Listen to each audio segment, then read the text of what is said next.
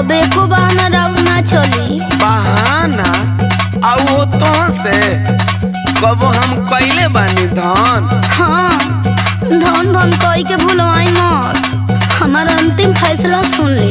फैसला जदि बहरा से घर नहीं आइबो बोलम, सच कहतानी जिंदा न पाइबो बोलम।